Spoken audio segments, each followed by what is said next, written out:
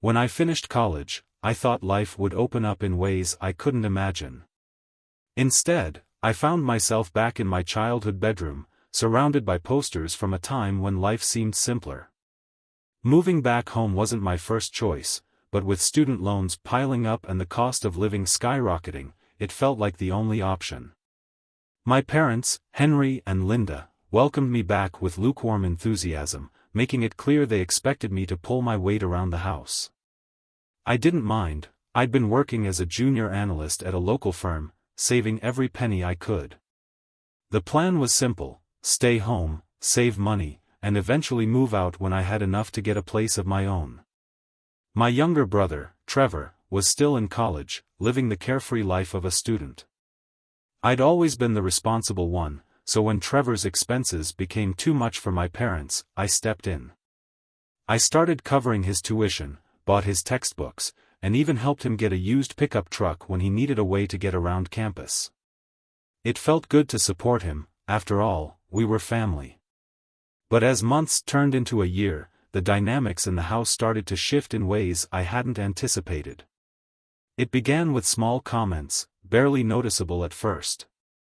My dad would chuckle and call me a loser for still living at home, a comment my mom would dismiss with a wave of her hand but never refute. Trevor, on the other hand, treated my support as if it were his birthright. He'd casually drop hints about needing more money or complain when I couldn't cover one of his nights out with friends. I brushed it off, telling myself that family sticks together. But the more I gave, the less they seemed to respect me.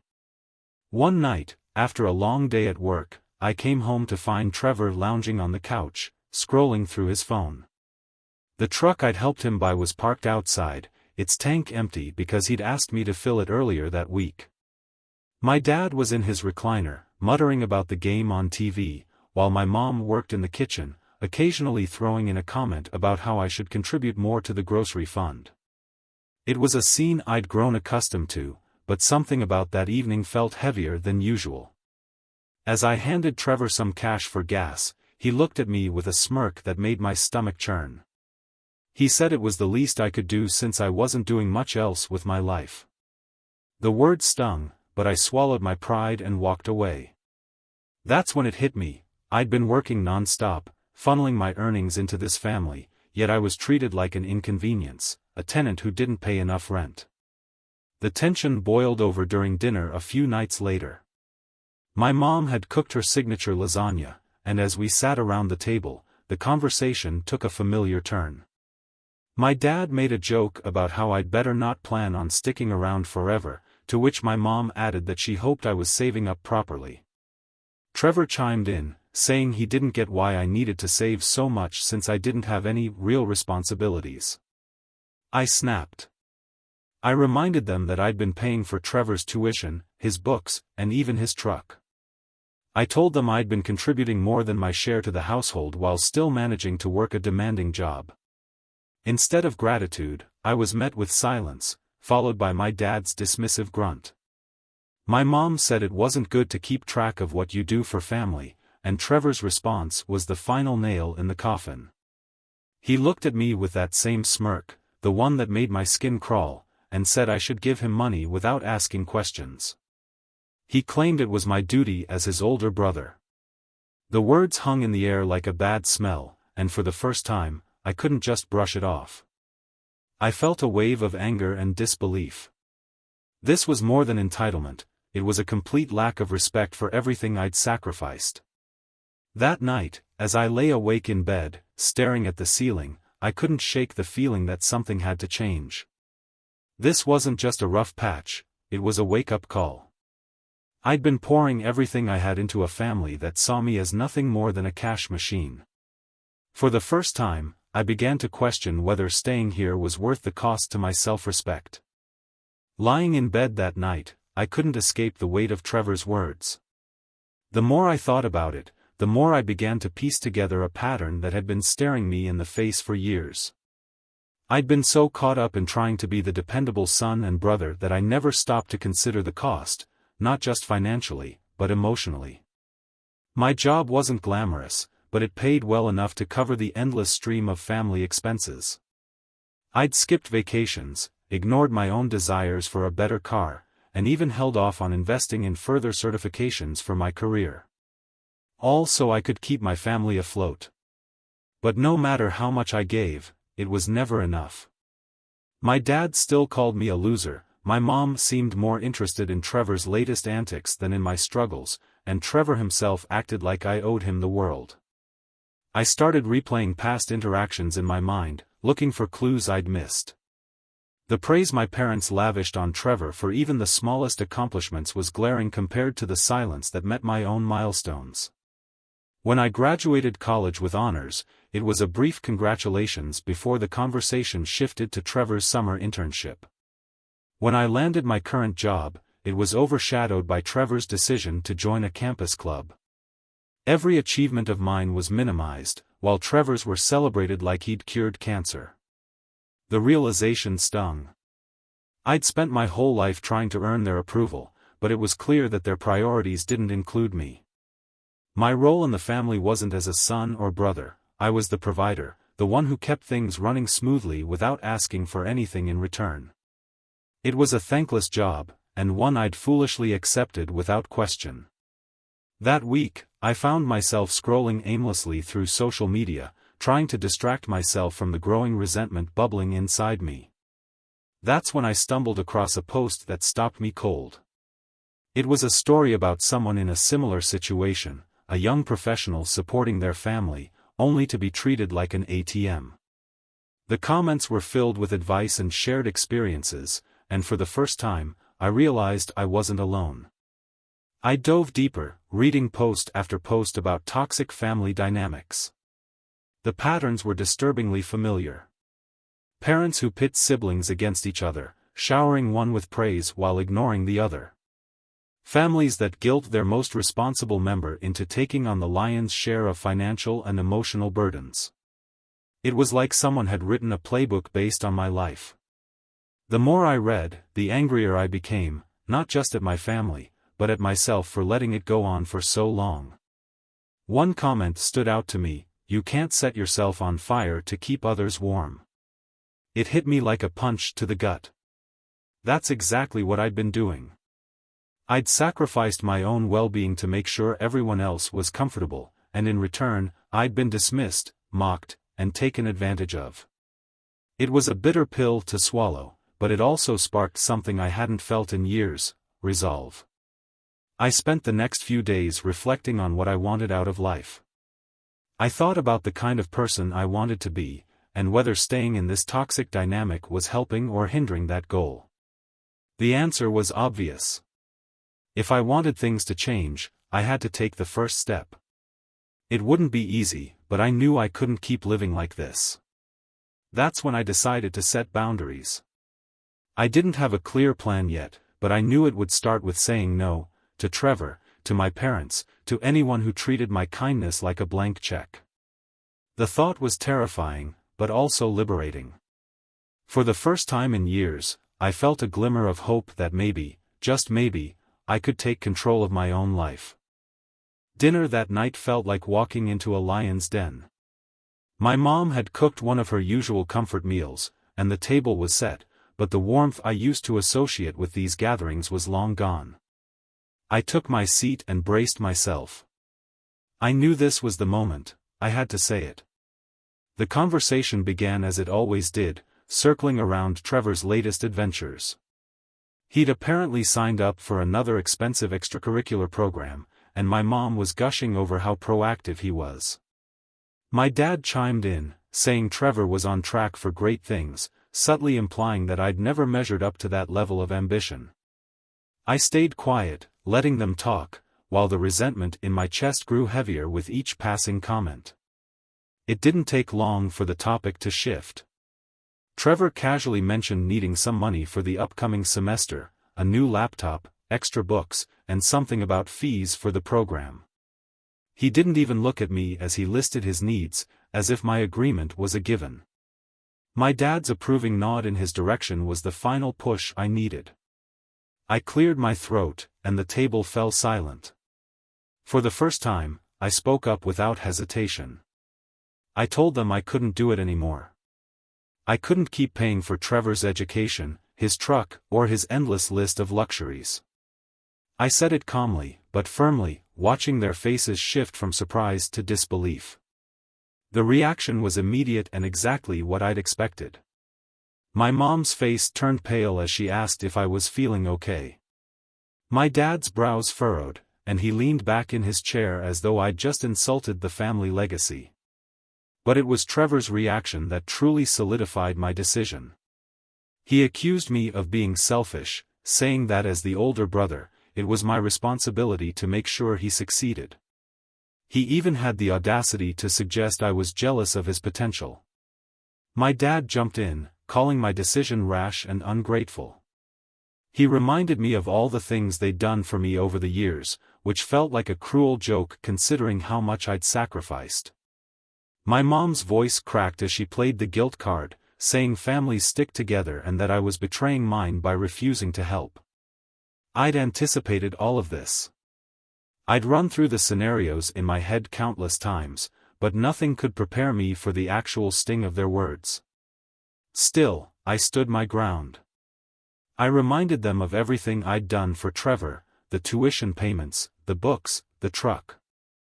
I told them I'd put my own life on hold to make sure he had every opportunity, and yet, instead of gratitude, I'd been met with mockery and disdain.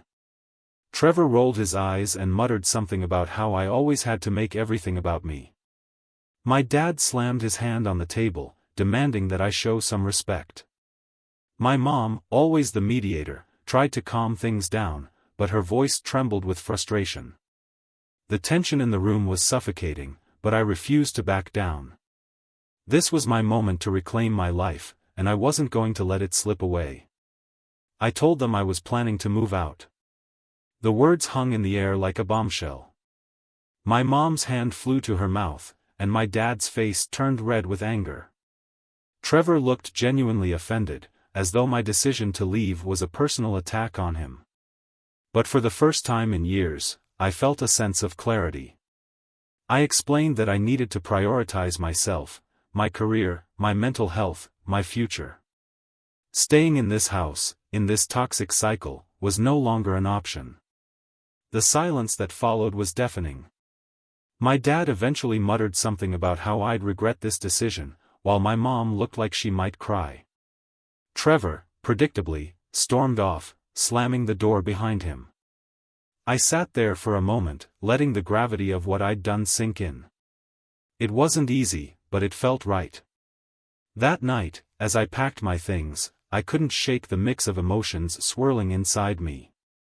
There was guilt, of course. I'd spent my whole life trying to be the dutiful son and brother, and now I was walking away. But there was also a sense of relief, a weight lifting off my shoulders. For the first time, I was choosing myself over the expectations of others. It wasn't just a decision, it was a turning point, and I knew there was no going back.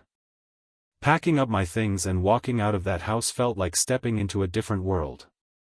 For years, my identity had been tied to that place, to the family dynamics that drained me, and to the sacrifices I'd made without acknowledgement. The drive to a new city was surreal.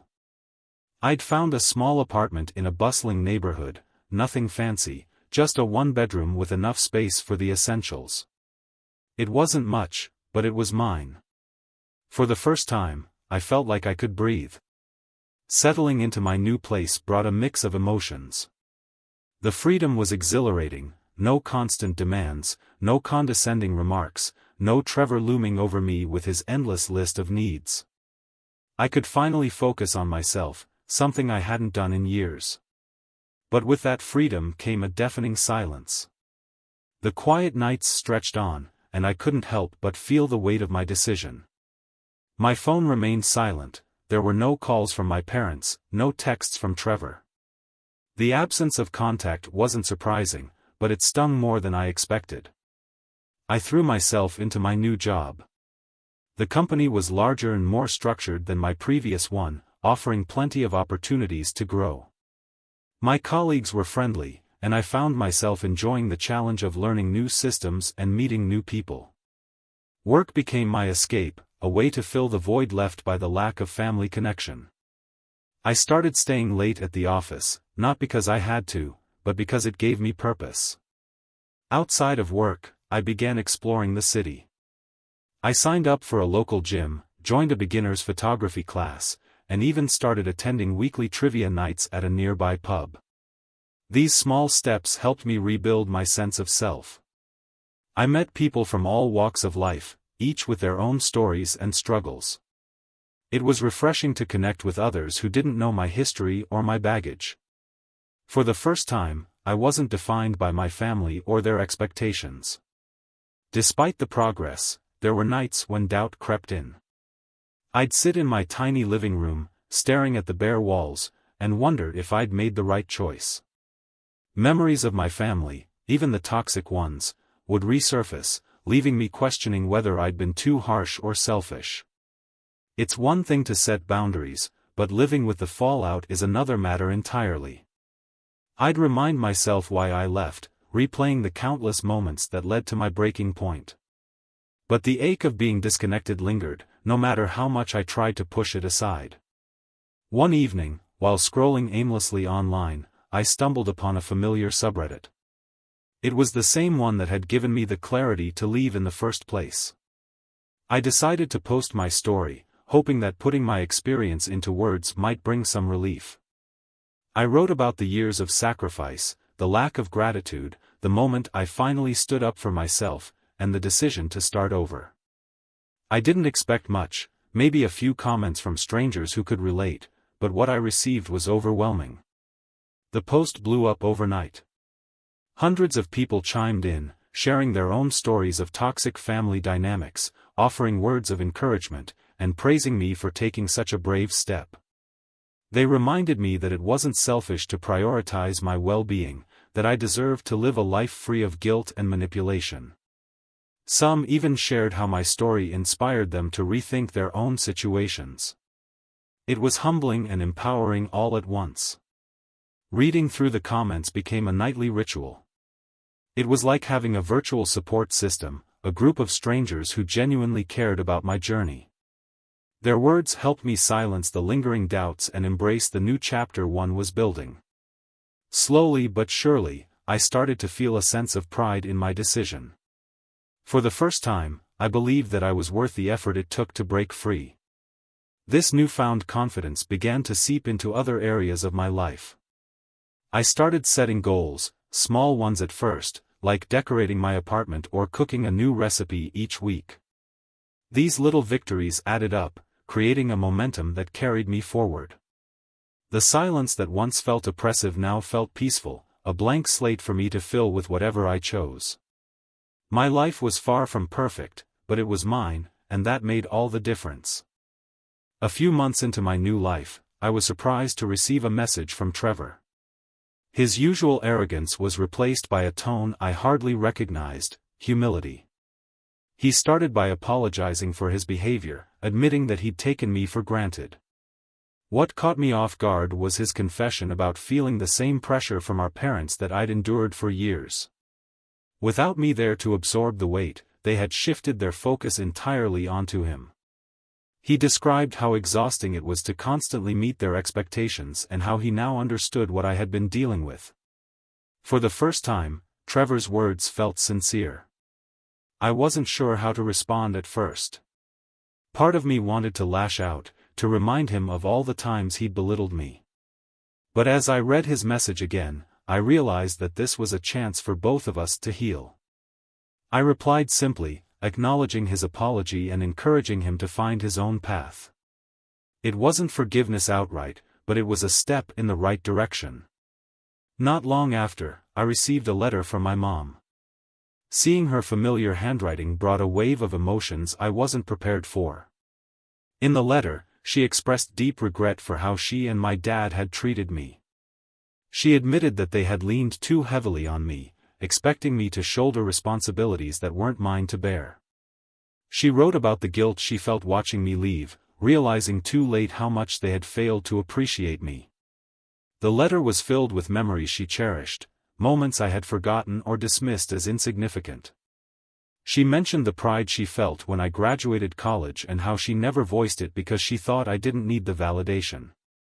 It was bittersweet to read, knowing how much had been left unsaid for so long. But it was also a relief to see her finally acknowledge the strain they'd placed on me. The biggest surprise came when my dad called. It was an evening like any other, and the phone's unfamiliar ringtone startled me. When I saw his name on the screen, my heart raced. I hesitated before answering, unsure of what to expect. His voice was softer than I remembered, almost hesitant. He started by apologizing, something I never thought I'd hear from him. He admitted that he'd been too hard on me, that his pride had blinded him to how much I was sacrificing. He said he respected the decision I'd made to leave, even if it had hurt at the time. Hearing those words felt like a weight lifting off my shoulders. We talked for nearly an hour. He shared stories I'd never heard about his own struggles growing up, explaining how they'd shaped his expectations of me. For the first time, it felt like we were speaking as equals, not as father and son locked in a cycle of criticism and resentment. By the end of the call, I knew things wouldn't magically fix themselves overnight, but this was a start. I decided to give my family a chance to rebuild, but on my terms. I made it clear that I wouldn't be returning to the way things were. I offered a one-time financial contribution to help them adjust to their new reality, but I set firm boundaries. No more guilt trips, no more unspoken expectations. If they wanted a relationship with me, it had to be based on mutual respect. Trevor took the hardest step of all, moving out. He found a small apartment near his college and began managing his own finances. We started talking more often, and our conversations felt genuine for the first time in years. He even asked for advice about budgeting and managing his workload, something I'd never expected from him. Slowly but surely, we were rebuilding the bond we'd lost. My parents, too, began to adapt. They downsized to a more affordable home and started taking their finances seriously. My mom found a part-time job she enjoyed, and my dad began volunteering at a local community center. They seemed happier, lighter even, without the constant tension that had plagued our household for so long. We still had our differences, but the effort they made to change didn't go unnoticed. As for me, life continued to improve. I focused on my career, taking on new challenges and earning the respect of my colleagues. I expanded my circle of friends, finding people who shared my interests and values. I even started traveling, exploring places I'd always dreamed of visiting. For the first time, I felt like I was living for myself, not for anyone else. Looking back, I'm grateful I made the decision to leave. It wasn't easy, and there were times when I doubted myself, but it was the push I needed to reclaim my life. My family's eventual acknowledgement of their mistakes was a bonus, a reminder that even the most strained relationships can find a path to healing. Setting boundaries didn't just change my life, it changed theirs, too. As I sit in my apartment, surrounded by the life I've built, I feel a sense of peace that I never thought possible. Prioritizing myself wasn't selfish, it was necessary. And now, stronger and more confident than ever, I know I made the right choice.